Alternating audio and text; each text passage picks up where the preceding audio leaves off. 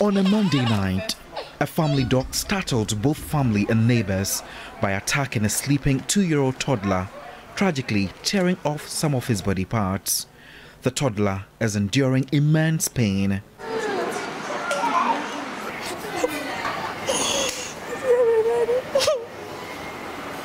Tears well up the mother's eyes as she narrates the haunting events of that tragic night when her baby faced danger. Monday 4.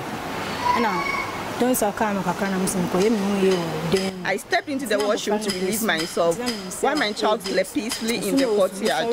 Suddenly, I heard a cry, assuming it was mainly because I had briefly left his side.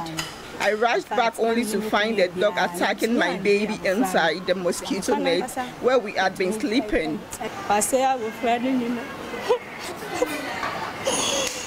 The father of the baby, Eugene Addo, is an employee of the owner of the dog.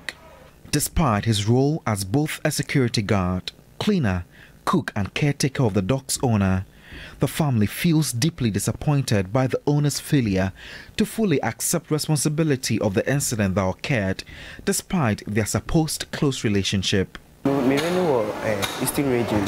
My boss brought my wife and child from the Eastern region to Accra because he disapproved of me spending too much time away with my family.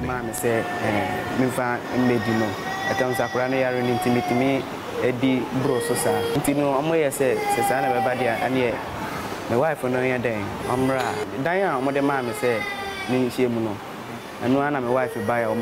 Where I sleep is a small security room which gets hot and uncomfortable for the baby.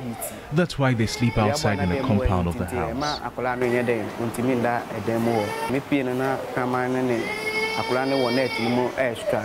I witnessed my son's desperate struggle with the dog until he managed to break free and ran to me for comfort.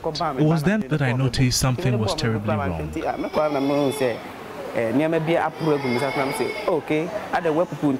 Turning on the light, I saw that the dog had scratched the face and bitten off portions of his buttocks.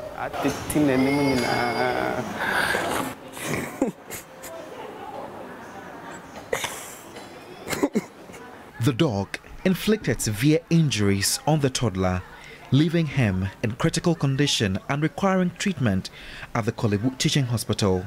However, the mounting medical bills are proving to be an overwhelming burden for the parents to bear.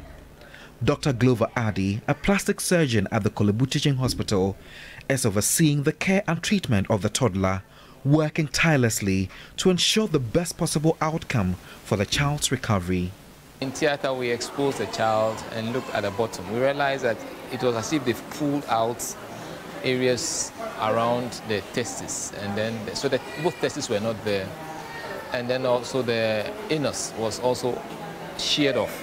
So you could see just a rim around the inner region, but all the skin around that place was all out.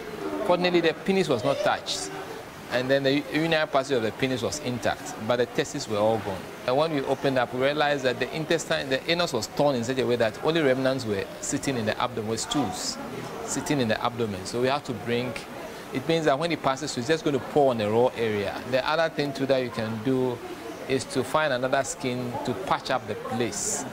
But whether there'll be improvement for him to be able to control his stools, we can't tell. As I stand here beside this innocent child, my heart weighs heavy with sorrow and disbelief. Imagine the horror of a peaceful night shattered by the vicious attack of a dog tearing away the innocence of a sleeping baby, leaving him with wounds that defy comprehension. I struggle to find words to express the pain, the anguish and the sheer helplessness that consumes me. To see this precious child lying here, fighting for his life with his tiny body bearing the scars of a brutal assault, it is a nightmare I cannot wake up from.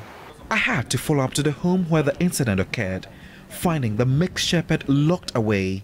Despite my attempts, the dog's owner declined to speak to me on camera about the incident. This one is a private thing for putting our images on nationwide television there. So I don't think I will allow that. Some eyewitnesses, however, were willing to speak to me about the incident. When I woke up, I watched outside and I saw a lady running out of the next house with her hands on her head. So I was wondering what was really going on. The next thing I saw, they had sat in a car and then driven out. So I was thinking maybe it was some robbers that had come to the house or something. So it was the next day that we came to ask, and then we were told that it was the dog in the house that did something to the little child. Peter Olympio is a Rottweiler breeder. All dogs need education, and dog owners as well. So you should find time with your dog, interact with your dog. If you can't do it, get a trainer, get to understand your dog, get to understand what triggers your dog.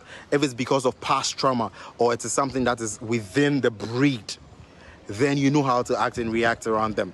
And you don't leave kids with dogs, no matter how well trained your dog is.